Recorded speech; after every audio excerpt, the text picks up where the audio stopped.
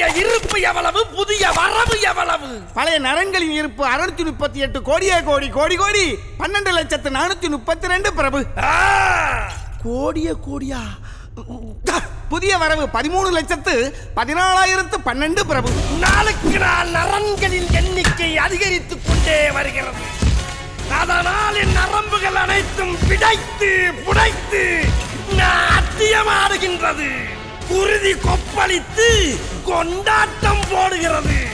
என் மனது மற்றற்ற மகிழ்ச்சியில் மத்தளம் கொட்டுகிறது. இழுத்து வாருங்கள் அந்த நரப்பூச்சிகளை. அழைத்து வாருங்கள், அழைத்து வாருங்கள்.